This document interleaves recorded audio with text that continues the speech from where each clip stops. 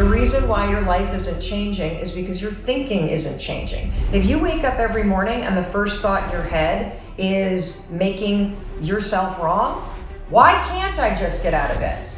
Why can't I just go exercise? Why can't I eat healthy? The reason why you can't change is because your thinking is stopping you. If you're in a situation where you should do something and the excuses roll in, you only have 5 fucking seconds before the excuses win. Yeah. That's it. And it has to do with how your brain is designed. And so I started seeing this 5-second window everywhere. Everywhere. You walk into a networking meeting and the 5-second window is right there because you look around and you see all these people you should talk to and you feel yourself freeze. 5, 4, 3, 2, 1, and you can start walking. If you're trying to sell something, the 5-second window is always there because you either have a phone you need to pick up and make a phone call, or you have a person you need to talk to, but instead of doing it, that 5-second window's right there and the excuses roll in and then you're not doing it. Yep. And so it's almost like we talk ourselves out of it, right? After 5 seconds, like, why not to do it? All these excuses. And then it's even more sophisticated than that, which is what I discovered. And what's more sophisticated about it is that you have 2 modes to your brain. You have the prefrontal cortex, which is the mode of your brain. It's the front part of your brain that does all your strategic planning, your decision making, not all your decision making, that's wrong. It does your intentional decision making, conscious decision making. It's what you're using when you're acting with courage. It's what you're using when you are learning anything new. If you've ever taken a standardized test, when you walk out of a standardized test, what do you have? You have a freaking headache because you've been using this part of your brain. That's the one part. The other part is the interior part of your brain, which automates everything. It's where self-doubt is. It's where habits are. It's where automated decision-making is. It's where every negative bullshit shit that we do, it's stuck right here. So what the 5-second rule is actually doing on a very sophisticated level is it's switching off this part and awakening the part that gives you control. And so the problem with our excuses, if you want to get into the brain science, is that if you start to think, and you start to think, I feel tired, or I don't want to, or I'm too stressed out, or now's not the right time, that becomes automatic and it gets encoded right here. So part of the problem with our excuses is that when you stop and think and hesitate, you trigger your brain to automatically talk you out of it.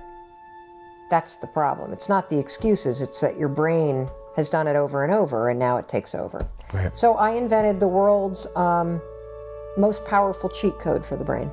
So we've been getting a ton of questions about being paralyzed with the fear of what other people think. And this is so commonplace. I think every human being on the planet is paralyzed in some aspect or some area of their life because they're concerned about what their parents or what their friends or what their friends on Facebook or what their colleagues or what their upline or their downline or whatever, what their neighbors are going to think. If you are struggling with this and you have not found it helpful to attack your thinking patterns, then here's a trick that I want you to try to break the pattern of being paralyzed by what other people think. I want you to pick one thing that you've been wanting to do, that you've been thinking about, but you have stopped yourself from doing because you're concerned about what other people think. Let me give you some examples. Maybe you've wanted to go on a wellness retreat, but you think your spouse will roll their eyes at you, so you haven't done it.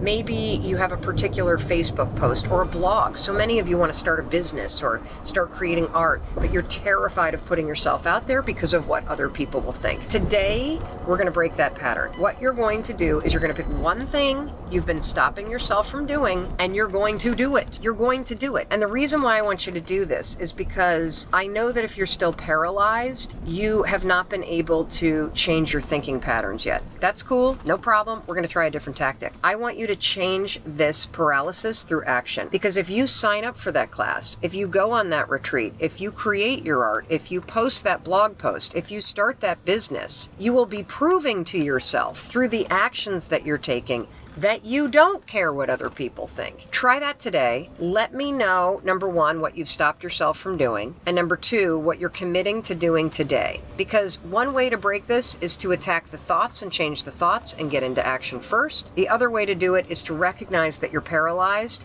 pick one thing that you're going to do, and actually get it done. You know, I'm always looking for new ways to explain the power of the 5-second rule and the power of 5-second decisions. And I read something that Tim Ferriss said that really resonated with me. And he had this one line buried in a podcast somewhere that just jumped out, and it's stuck. And what he said is, he said something about how there's a gap between the world and the things that trigger you and your response. And your entire life is that gap. When you start to, this is not what he said, he kind of identified this gap, and I, of course, intrinsically was like, well, absolutely, that's the 5-second window between instinct or stimulus and your reaction. And when you start to understand that your whole life plays out in this 5-second gap, and that there's a gap that's 5 seconds long between fear and courage, and there's a gap that's 5 seconds long between self-doubt and confidence. That is your life. And what's super cool about understanding that your whole life is inside this gap is it's so small, everybody, that you have the ability to control it. Life's always gonna throw triggers at you, and there will always be all kinds of cool things that inspire you, your wisdom, and you get to choose what happens in that gap. Do you succumb to an excuse, or do you push yourself forward? When you start to speak up in business, you'll be shocked at how you start to speak up in your relationships. When you start to make hard phone calls, whether it's in a selling situation, you'll be surprised at how you'll start to close the gap and have hard conversations in your personal life. And so that gap is everywhere, and it's the same everywhere. And when you start to go to work in controlling how you live in that gap between stimulus or idea and your response, that's where the magic is. And that's what you're experiencing. I know that everybody's problem comes down to one pattern you're repeating that you can't see. And that pattern is getting triggered by something that happened in your past that left you with this emotional scar.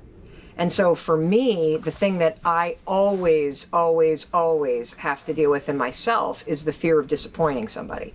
So if I'm in a situation where I start to feel that, it's an old trigger. And so when you finally have a word that describes in a visceral way this thing you hate about yourself, or this thing that triggers you, or whatever it may be, that's where the power comes, because now you can name the thing that was once controlling you. And so if you can identify, first of all, the pattern you keep repeating that makes you miserable or doesn't serve you or makes you lose your power or has you go numb, then you can start to go back and say, well, where did I first start doing this? And what was the experience that triggered it? Because that's the root of the problem right there. And when you expose all of that, the trigger and the emotional button, like I'm afraid of disappointing people, I'm afraid of disappointing people, I'm not worthy, I'm pissed off that this is happening to me. Now you have the ability to change it forever. You know, I love vision boards and gratitude journaling because they help me think about what I want and why. This journal, it's going to teach you how you make your dreams come true. I created this journaling method a couple years ago because I wanted to stop thinking about what I wanted and actually make it happen. This is simple, it's backed by science, and it's going to help you make your dreams come true with just a couple minutes every morning. Let me show you how it works.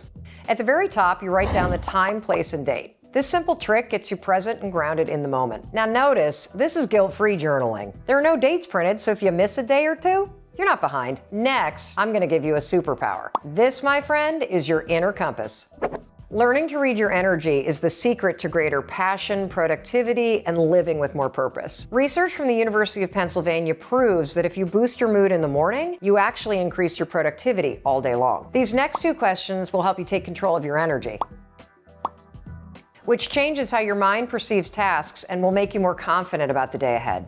And this section right here, it's the secret to having a great day. I want you to identify one project that matters to you today. Not two, not three, just one. When you focus on just one project a day, You leverage the progress principle. It was invented at the Harvard Business School, and it will change your life and help you be more productive so you can make your dreams come true. Research proves you get more done when you focus on less. And every day, I want you to focus on just one thing. After you write down your top project, I want you to write down why this project matters to you. When you know your why, science says you're going to be more inspired and motivated to get it done.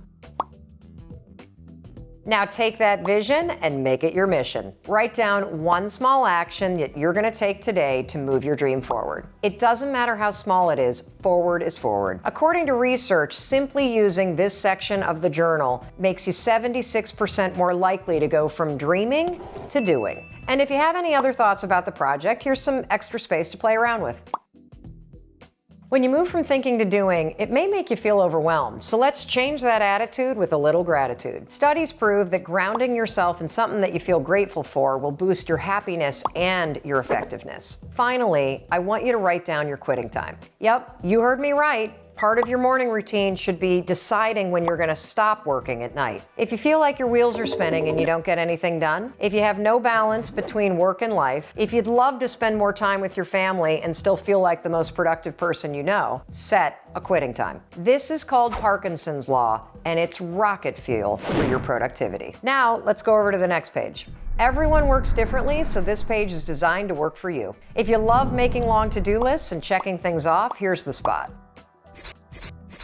If you want to plan out your day, there's a timeline on the left. And if you need a place to take notes, here's a place where you put them. So there you have it, the 5-second journal. The only thing that you can do is change yourself for the better and hope that that means that when you change for the better, that your friends and the people that you love and care about are inspired and encouraged to change for the better too.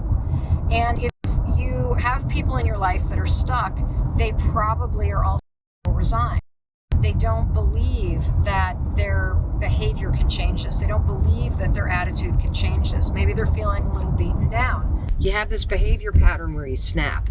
You have this behavior pattern where you yell and you get upset and you make people wrong and you don't mean to. If you are somebody who's ever said to yourself, I wish I could stop yelling, or I wish I could just snap, I could stop snapping. This video is absolutely unbelievable, okay? And the reason why is I explained this research that was so mind-blowing for me. It's called Ghosts in the Nursery. A lot of the patterns that you have that you don't have control over are patterns from your childhood, and they are there because when you were a kid, you experienced people in your life that were tense. Did you ever have a parent that was a yeller? Did you ever have a teacher that was a yeller, or a coach that was a yeller?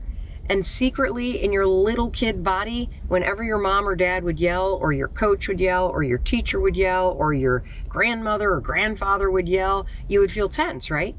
You would feel nervous. You would feel on edge. Of course, that's how we all feel, right? Well, here's the reason why you might have an issue, like I used to have an issue, where I would yell at my kids and then I'd feel terrible about it. I'd snap at my husband and then I'd feel terrible about it. Psychologists, and then I would say to myself, I'm not doing that again, I'm not doing that again, but I wouldn't have the ability to end it. Psychologists call this ghosts in the nursery. It means that any situation where you start to feel tense or you start to feel stressed out, guess what happens? Your body remembers what it was like when you were little to feel tense and stressed out. And what were the adults doing around you when you felt that way? They were snapping. They were yelling. And now here you are repeating the pattern. And you don't know why. And you feel guilty. And I'm explaining this to you because it wasn't until I thought, holy cow, like I know I don't want to snap at my husband. I know I don't want to take my anger from work out on my family. Why can't I stop this? That's the reason why. It's because it's a pattern that you remember from being a kid, that the adults around you were snapping or yelling or being mean anytime, and when they were, you felt tense and stressed out. So now that you're an adult, when you're tense and stressed out, you repeat the behavior that you witnessed. Crazy, right? So how do you stop it? Well, the first step to stopping anything is to actually understand what you're dealing with. Now that you know you're dealing with a pattern, now all you need to do is basically say, okay, I'm going to put a practice in place that's going to interrupt this pattern. What's the practice? Well, a really good one is before you walk in the house at the end of the day, if you're stressed out, take 5. Take 5 deep breaths. Like, reset your mood, reset your energy before you walk in the house, and you'll be surprised by how much nicer you are to the people around you. Another thing that you can do, and this one's not so fun, is you can train your partner, your kids, your roommates, your family, that if you're trying to get a hold of how you bring stress home, you can train them to say to you, hey, don't take your work stress out on me. When somebody that you care about says that to you, it's a humbling experience. And the person that says it the most in my life is my son, Oakley. The youngsters seem to love to cross-check the adults, so be careful with taking that advice. I want to address my comments to those of you that have learned the 5-second rule. You've tried the countdown 5, 4, 3, 2, 1, and it's not working. I got to level with you. The 5-second rule always works. It's backed by science, and it has helped change the lives of millions of people. The problem is not the rule. The problem is you actually don't want to change. I'm dead serious. I want you to just stop and think about that for a minute. For people who try to count down but then don't actually push themselves forward, for those of you that are struggling with self-doubt, struggling to get up on time, struggling to make the calls to grow your business, struggling to stay motivated, you know about the 5-second rule, but you don't use it, there's a simple reason why you're not using it. You don't want to change. Look, change is hard. I get it. If you're going to change anything about your life, you're going to have to face the unknown. You're going to have to step out of your comfort zone. You're going to have to try something new. You're going to have to risk rejection and judgment. It's scary. I get it. That's why most people never change. So if you're like Leanne and you've got all the tools at your disposal, but you still are stuck, the reason why you're stuck is you don't want to change yet. So stop complaining about the tools and go inward and actually examine, what are you afraid of? Seriously, what do you get out of staying stuck? What do you get from staying heavy? What do you get from not making the money that you want? What do you get from dating a string of losers? You get safety? I don't know, you get the ability to complain? Are you the one that's constantly dominating all your friendships because you're constantly griping about how bad your life is? I don't know what you're getting out of it, but you're getting something. The moment you decide that you're sick and tired of it, the moment that you decide that you are so ready to change, the 5-second rule, this puppy right here, the 5, 4, 3, 2, 1, it'll be there and it'll work. And look, when you start deciding that it's time to change, you may have to use 5, 4, 3, 2, 1 5,000 times a day for weeks on end, because you're pushing through self-doubt and you're pushing through procrastination and you're pushing through resignation and you're pushing through fear over and over and over and over and over and over and over again. And then what's going to happen, and I see this happening around the world. I know that it works. We have proof that it works. If you use 5, 4, 3, 2, 1 and you push through everything that's stopping you right now, because this is your year, this is the moment that you're going to change. At some point, something's going to click. And the momentum's going to kick in. And suddenly, change isn't going to be scary. Change is going to be what's happening. Your friend is facing a problem. When you have to make decisions on behalf of your friend, you tend to think from multiple perspectives, you think about multiple outcomes, and ultimately you make a much better decision. What they found in research, though, is if they put you in the exact same situation, facing the exact same thing that your friend is, you're not able to be so objective because you're emotional, and you don't make that great a decision. What's the conclusion? Well, when you make decisions for other people, you're great. When we make decisions for ourselves, decisions that can be emotional, we're not so good at it. That's where the power of objectivity comes in. It's the ability to make a decision from a third party's perspective. Let me explain. So if you're facing a really important decision and you can feel yourself getting emotional, maybe you're thinking about asking for a raise or changing your career or changing your major or ending a relationship or starting a relationship, whatever it may be. If it's something that is emotional for you, you're going to have a hard time thinking about all the options, and you're going to be really attached emotionally because maybe you're concerned about the people who may be impacted by your decision. Maybe you're managing that somebody's going to be disappointed or hurt by what you need to do for you. This is when the power of objectivity is really important. Pick somebody that you really admire. I mean, it could be somebody like a Bill Gates or a Richard Branson or an Oprah Winfrey, or maybe you have a mentor. And stop yourself and ask, what would Oprah do in this situation? What would Richard Branson do in this situation? What would your mentor do in this situation? Bringing that level of third-party objectivity will yank you out of your body and your emotions, and it will help you give yourself the perspective that you need and the distance from your emotions so that you can actually assess your options and make the best decision for you.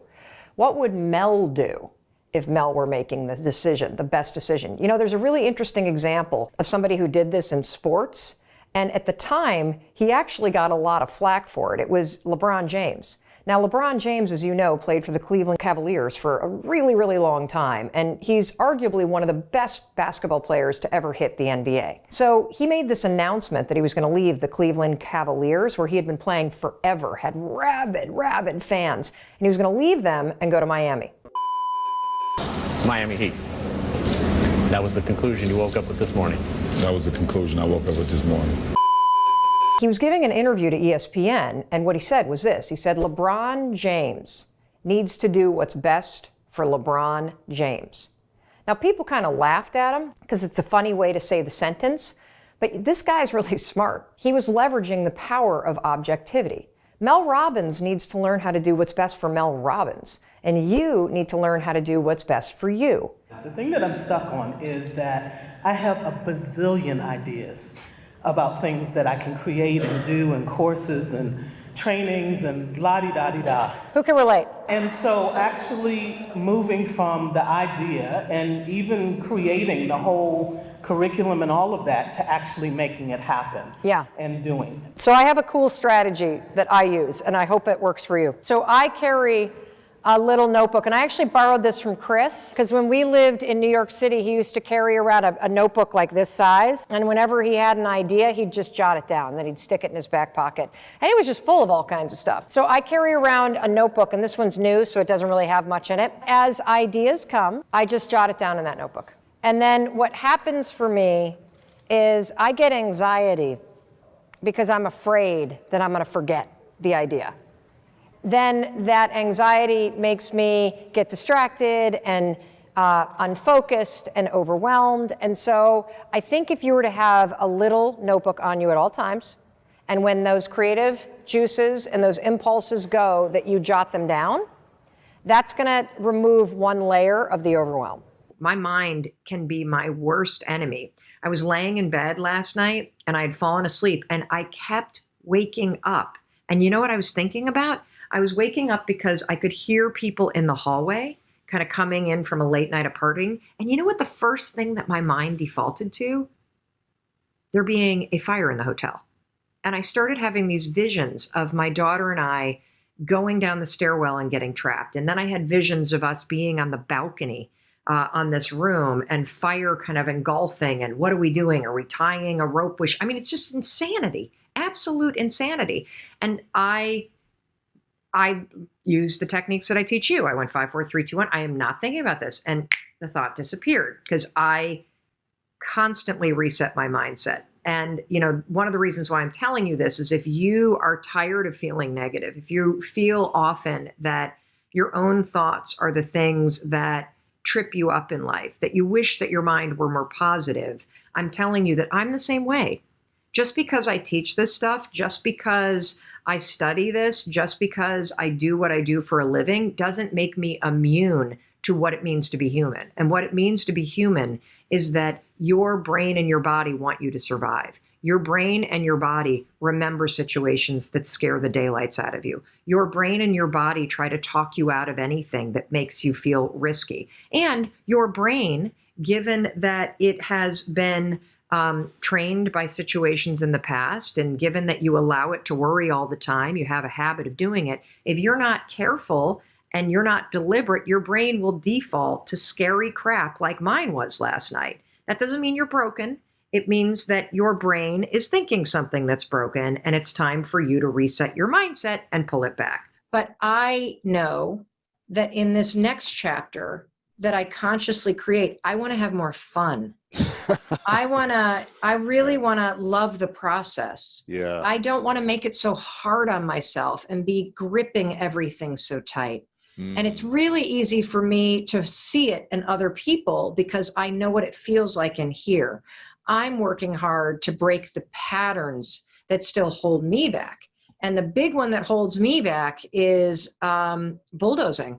It's literally when I start to feel any level of tension. This is particularly true in my marriage. I'm married to a saint. Thank God Chris Robbins meditates every morning. It's the only reason why we've lasted 26 years. It's how he puts up with me. When I feel my whatever emotion rise, I immediately raise my voice. Wow. It's how I assert power in the relationship. And I am so committed, Lewis, to breaking that pattern. Wow. And being a more fun person to be around and a kinder person to be around. I think I am engaged in emotional eating right now. It is 2:22 in the afternoon. The wheels are off today. I know why. The reason why is because I did not stick to my normal routine.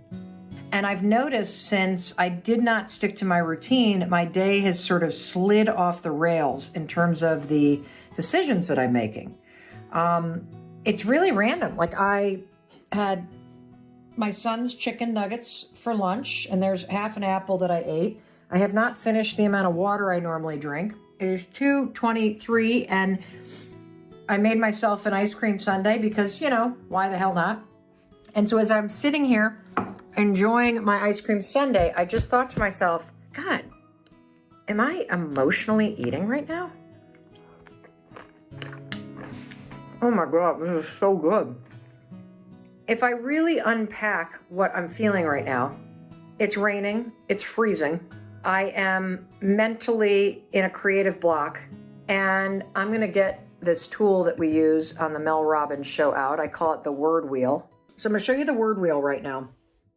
Here's how you use a word wheel. The average person can only name 3 emotions: happy, sad, and angry. But our emotions are actually much deeper and more complex.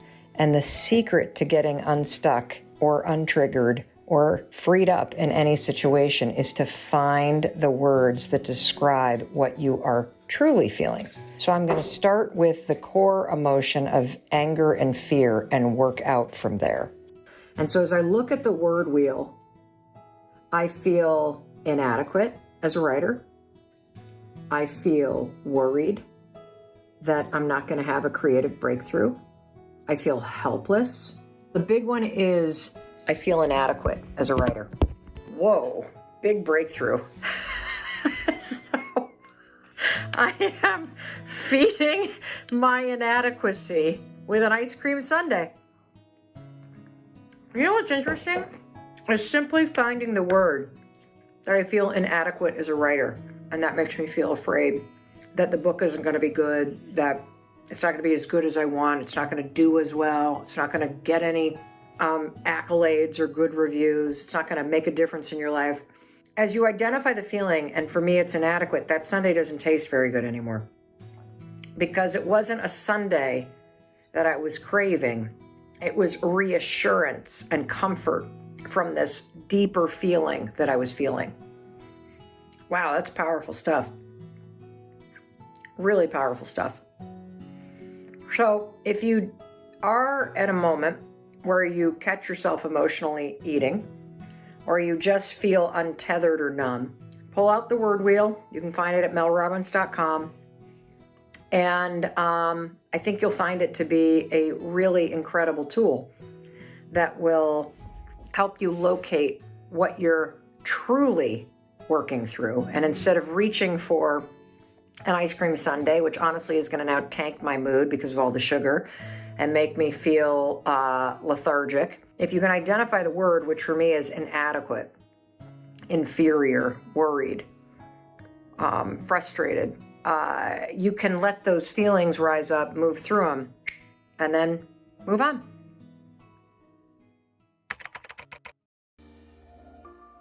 Two hours later, and let me tell you the impact of having fed my feelings. First of all, I am totally bloated. So I realize that that's not big, but you know, for me, my stomach is just like, oh, because all that sugar and dairy that I just pounded down is now sitting here like a rock.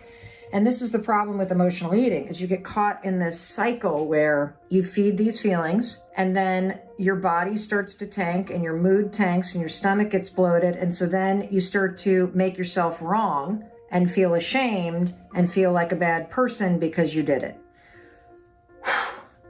So how do you stop emotional eating? And what business do I have giving any of us advice, given that I just did it? Well, I'm going to tell you what I'm going to do tomorrow when I inevitably hit that creative block.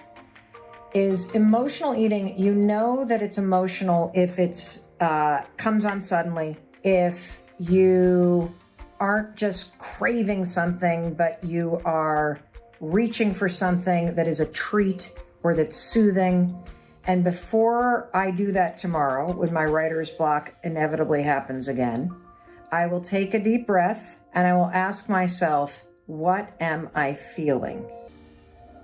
Why am I reaching for this food? Am I hungry, or am I trying to soothe or comfort or distract myself? Because I was clearly trying to soothe and distract myself from the feelings that writer's block was bringing up. And now I need to get some gas sex or something, because I got to distract myself from the gas pains that I have from my emotional eating. But, you know, honestly, the discomfort I'm feeling right now, that's not going to stop me from doing it tomorrow. The only thing that will stop this pattern is spotting the pattern and using the tools that I just gave you. Identify what you're feeling, ask you why it is you're reaching for this. If you're not hungry, but you're trying to soothe, distract, or reward yourself, you're feeding some feeling.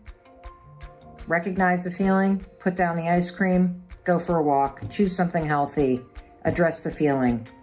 Don't reach for the food. Your mind collects mental lint. That's right. That's all that doubt is. That's all that fear is. That's all that anxiety is. That's all that worry is. That's all that people pleasing is. This is lint from life that is collected in your brain. And you know what? Lint stands for something. Get your pencils ready. You lose inspiration due to negative thoughts. That's all that's happening. You're not broken. You're just blocked. The filter in your mind is blocked, just like a dryer filter gets blocked by lint. And you can't think this stuff away. You got to take action. And the single most effective tool on the planet, hands down, to wipe away the lint in your mind, to wipe away the doubt, to wipe away the fear, to wipe away the anxiety, is the 5-second rule. I'm dead serious about this. When you feel the fear rise up, when you feel the self-doubt start to block, when you feel the anxiety start to take over, when you feel like you're losing the inspiration to move, you're just going to count backwards. 5, 4, 3, 2, 1. I know it sounds dumb, but trust me on this one. Counting backwards, 5, 4, 3, 2, 1 wipes the lint off the filter in your brain. That lint that makes you lose your inspiration to act due to negative thoughts. And once you get to 1, it's clear. So your confidence and your courage can flow right through you. The Dallas Uber driver. Oh. So as somebody who has gotten into countless Ubers, and some small percentage of them know who I am, and then of course they start asking questions.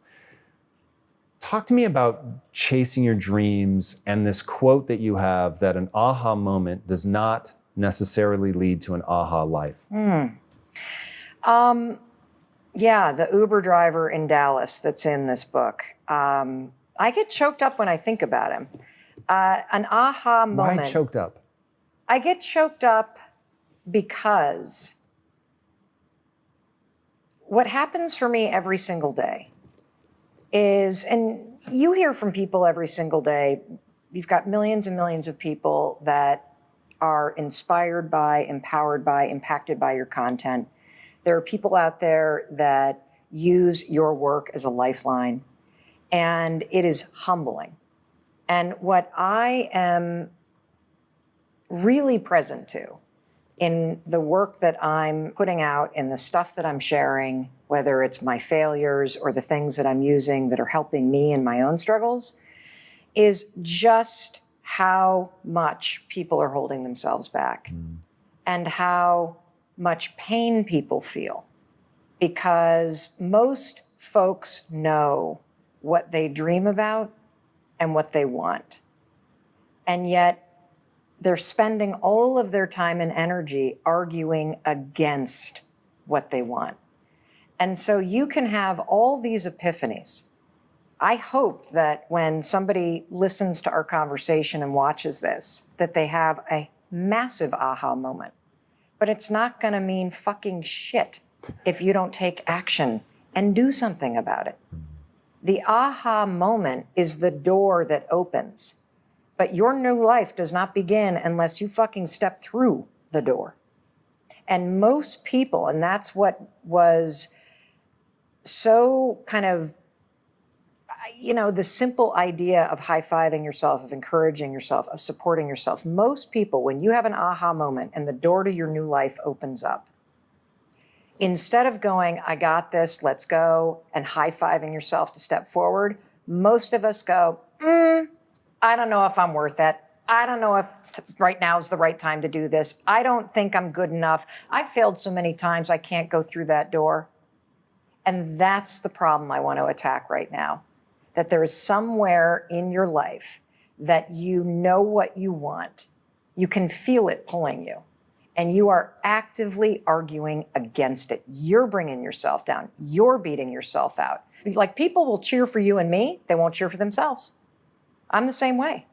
And so this Uber driver, the story that you're talking about, I get into the car and we start driving, and I'm on the phone as we're driving, and I'm having a conversation with somebody about this daytime talk show that I launched, which was a dream with Sony Pictures Television, and then was promptly fired after season 1. It was a huge fucking failure because we didn't make it to season 2.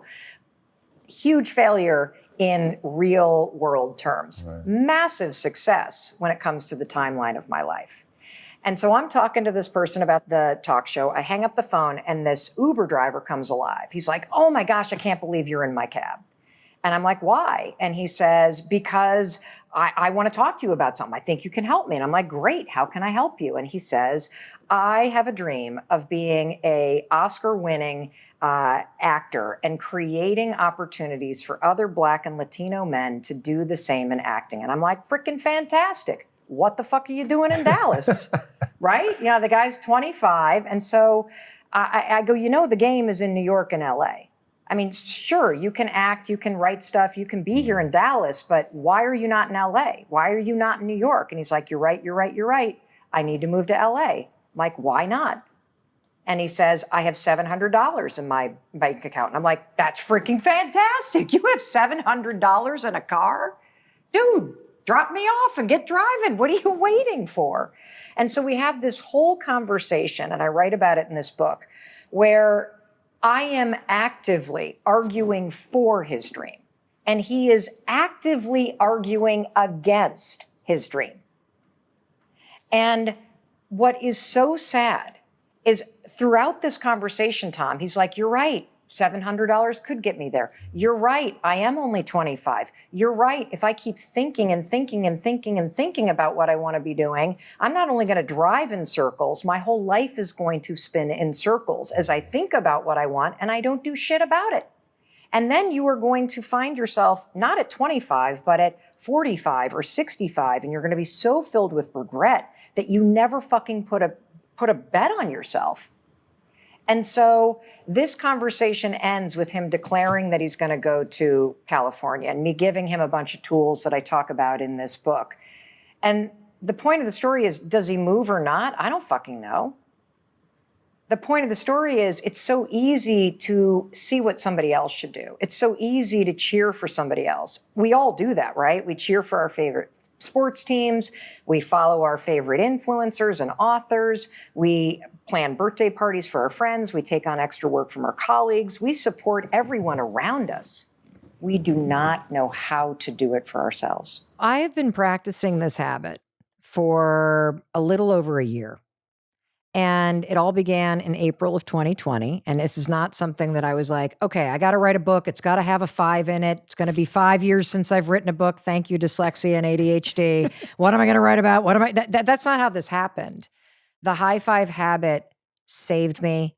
It was a ladder that helped me climb out of a hole I had fallen into emotionally, physically, spiritually. And a year later, after practicing what is going to sound like a weird, stupid thing, which you will resist. And Jay, you and I are going to unpack this because it's sad why everybody resists it. It has to do with the dust that's accumulated. And I will tell you, after a year of practicing this, I don't even see a face or a body. I see a soul. I don't even have to high five myself. I still do because it feels good. And we're going to explain the science that is bananas about why this actually works for everybody who tries it. Because this is not something that's new. You are tapping into programming that's already in your mind and body and now directing it back at yourself. It's incredible. I don't ever criticize myself. I don't ever see what's wrong. I see a human being who's trying, who deserves love and respect, and I know that it's my job to give it to her. You know, the 5-second rule, which I created, I don't know, over a decade ago, that's gone on to help me change my whole life. It's a little starting ritual and a brain hack that you can use to help yourself take the actions and change the thoughts that change your life. It helped me be more productive. It helped me get stuff done. The high 5 habit has changed who I am. It has deleted a lifetime of criticism and negativity from my mind, and it has reprogrammed the soundtrack to be somebody that's supportive and a cheerleader. It's extraordinary. I am in the middle of working on my next book. It's called The High 5 Habit. I believe with all of my heart and being that every man, woman, child, person, grandparent, everybody should infuse their days with habits of celebration and self-confidence.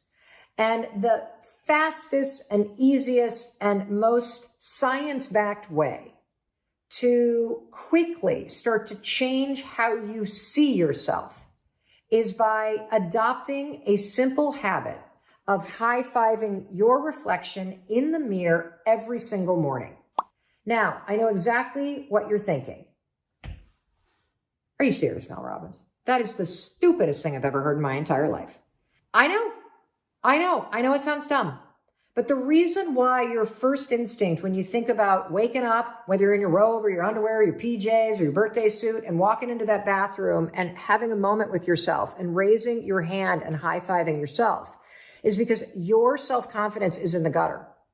You believe some garbage about yourself. You think you're a bad person, or you're unworthy, or you're ugly, or nobody likes you. Or how about this one? This was the story of my life. I have f***ed up my life so badly, I might as well just flush it down the toilet.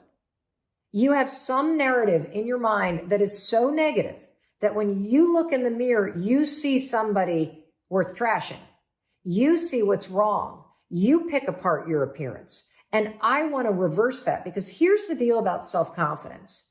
Self-confidence begins with you. You realize the word self is in there, right? I can't give you confidence. I can give you a little boost. I can give you tools. I can encourage you. But confidence is forged in fire. It's something that's within you. And here's the thing I want you to realize about confidence. You are a confident person. That's why you miss feeling that way. You can only miss what you know. You've just been blocked from the feeling of it. And wherever you are right now in your life, I'm telling you, confidence is in there. You just got to figure out how to tap into it. And you've been building confidence all along, by the way. Every time that you have fallen on your face, or you've tried something and failed, or you've gone out and thought you found the love of your life, and then your heart's broken, and then you pick yourself up again, and then you dust yourself. You're building confidence the entire time, because confidence is not built on the high days. Confidence is built on the low ones. Confidence is built when you are struggling. Because when you see yourself go for something and fall, when you see yourself try and get knocked down, when you see yourself stand back up after getting abused or traumatized or discriminated against and moving ahead, you are building this reserve within yourself where you know you can rely on yourself. You know you can face hard things and you can keep moving forward. You know you have your own back. So it's in there. Your life has been helping you build it. Now you got to just dig in and tap into it and use it to shut that critic up in your head. So the way you're going to do that is every morning, I'm not kidding, you're going to raise your hand in the mirror and high five yourself. Look at how many people are doing this.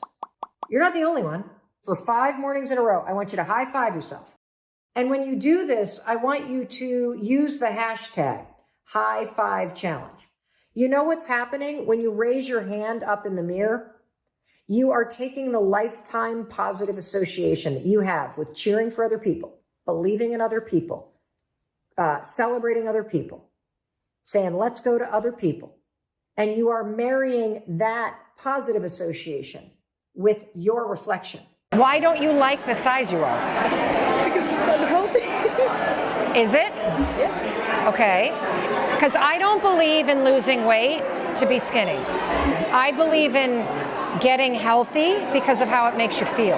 Yeah. So if you love the size that you are and it's healthy, you should stay the size that you are. Oh. But if you look in the mirror and seeing your body the size that it is gives you evidence to say, I'm a piece of shit, or I'm unworthy. What do you say to yourself when you see yourself in the mirror? All of those things. Tell me, what is it? Let's get it out of your head and let's bring it to the light, because you know, you feel comfortable saying this to yourself when you're alone, don't you? It's me. I want you to say it out loud, because it's not okay to say this stuff to yourself.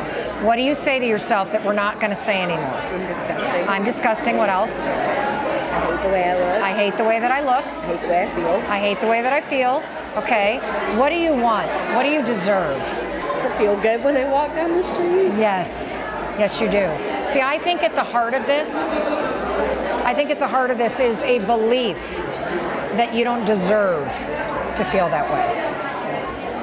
So who taught you to feel that you don't deserve it? When did you start saying that to yourself, that you don't deserve it, Holly? Maybe when I was like 6 or 7. That's usually when it happens. So what I want you to do is I want you to leave here, and what you're going to go to war against is not your weight. You're going to go to war against the pattern in your head, okay? Because the longer you invalidate yourself, the less motivated you're going to be to change. Yeah. Because you're beating yourself down. So we got to start with not fixing you. You're not broken. Mm-hmm. You're perfect how you are, Holly. You are. I know you don't feel that way, but I feel that way. Yeah. It's the pattern up here that's broken. Yeah. So we just want you to have a zero tolerance policy for this, like, I'm not worth it, I don't deserve it, I'm a piece of shit, this, all that. No, 5, 4, 3, 2, 1, it's like an axe. You got that? And then you're gonna come up, what can we say instead? I can do this. I do that, I can do this, but more important, I think it needs to be more heart-centered. I deserve to feel good. Yeah. I deserve to have what I want. Watch me go get it. Having a breakdown is one of the biggest things on the planet, because what you get is you get a break from your own bullshit, and you can look objectively at where you are, and for the first time look ahead and say, well, what do I want to go create? And 9 times out of 10, if you're discouraged right now, if you've got financial devastation, if you're facing something that is making this moment in time as hard for you as life was for Lewis and I in 2008 during the last recession, I beg you, ask yourself honestly if what you had is actually what you wanted. The thing that you just lost, that that job that you bitched about all the time. A relationship that was bad to you. Yeah. Yes, or the friends you can't hang out with because it's convenient and you're in quarantine. Mm-hmm. Like, actually ask yourself if this is what you wanted, or were you just used to it? Being used to something, Lewis, I think is the biggest reason why people don't change. I asked my mother, I love my mother. I love my parents. I've been married 51 years, which is a feat because my mom was a teen mom. But I asked her once if she'd go to a personal development seminar with me. What'd you say?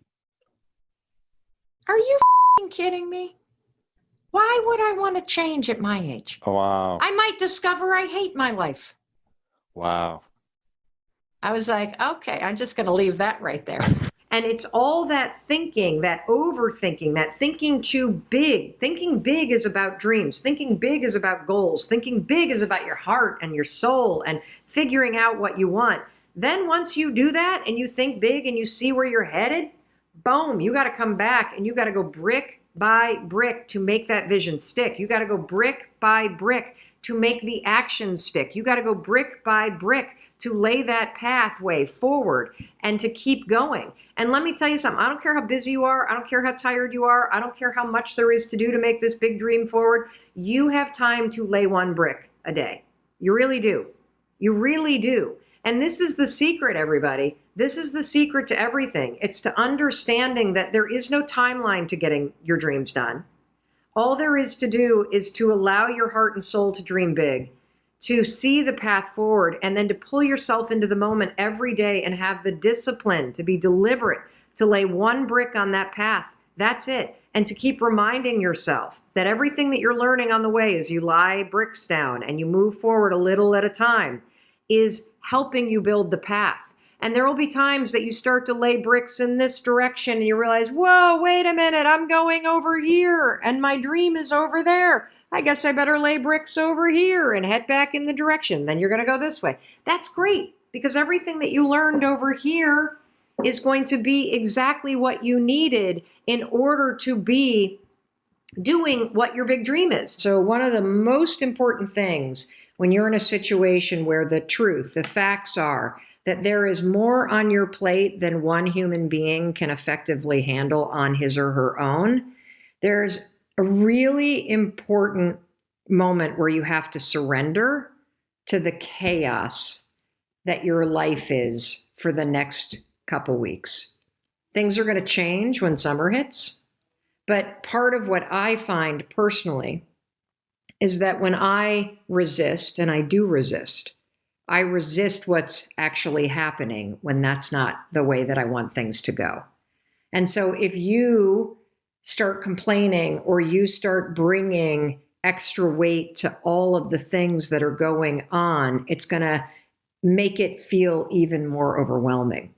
And if you can bring a sense of realism to it. So I call this, and I think Sean Anker's the one that came up with this term, realistic optimism. Realistic optimism is a really powerful mindset because you're not just putting a sunny spin on a crappy situation. You're being realistic about where you are in your life right now. And you are still maintaining an optimistic point of view. And what that means is that you, when you're an optimist, you believe that your actions and your thoughts matter. You believe that you can handle what's on your plate. You believe that based on your thoughts and your actions, you can positively affect the outcome of whatever it is that you're dealing with, whether it's being wildly overwhelmed because you're a single parent, or terrified because you just got a scary health diagnosis, or you're spinning because somebody just told you they don't want to be in a relationship with you anymore. Whatever it is that you're facing that's making you feel overwhelmed, first start with how important it is to be a realistic optimist. So there's a surrendering to what's so, but you're going to stay very optimistic and positive and know that everything that you think and do is in your control, and that when you know that your behavior matters, it gives you a sense of empowerment that's proven by research. Super duper important. It's also why you can have a very hard life right now and a very overwhelming life right now and still be happy. Because you know, based on being a realistic optimist, that this period will pass, and you know that there are things that you can think about and do that are within your control. You'll get the day where you celebrate, and that was yesterday, and you'll have that moment where you cannot believe that you actually got into the school that you wanted, or you got the job that you wanted, or you found the person that really compliments you finally, or that you got the raise that you wanted, or you built the house that you've always dreamt of. And then a funny thing happens after you actually achieve the dream. After you celebrate, life goes right back to the way that it was. And for me, what I'm present to is not the fact that this talk show is actually happening. I'm focused on all the work that I now need to do in order to do the talk show as powerfully as I can. And I think that the point that I'm trying to make about the fact that, yeah, you can achieve all the things that you're going for, but I've even noticed already in just 24 hours, like the crazy rise in emotion and excitement has already been replaced with things are back to normal. That is exactly what psychologists talk about when it comes to happiness, because happiness is not about achieving things. It's not about getting the result. It's about how you pursue the things that you enjoy and why you're pursuing them. And so the key to life, and I'm seeing it happen in my own life, is not actually checking the boxes and getting all those things that you dream about. It's how you go about living your life as you're pursuing them. Because if I were just gonna boop, check the box and now I'm done, biggest goal of my life to have a daytime talk show, just achieve that, boop, what do I have to look forward to? Nothing if you've already achieved it, which is why it's so important for you to understand that the real meaning of happiness is about how you show up every day. Yes, you should have big goals. Yes, you should have big dreams. Yes, yes, yes, and yes, you should pursue them. But don't ever think that, quote, making your dreams come true is what actually makes you happy. Because what actually makes you happy is having those big dreams and waking up every morning and doing a little something to push yourself to make them happen. It's about the pursuit. Hey, it's Mel. Thank you so much for being here. If you enjoyed that video, by God, please subscribe, because I don't want you to miss a thing. Thank you so much for being here. We've got so much amazing stuff coming. Thank you so much for sending this stuff to your friends and your family. I love you. We create these videos for you, so make sure you subscribe. Mwah.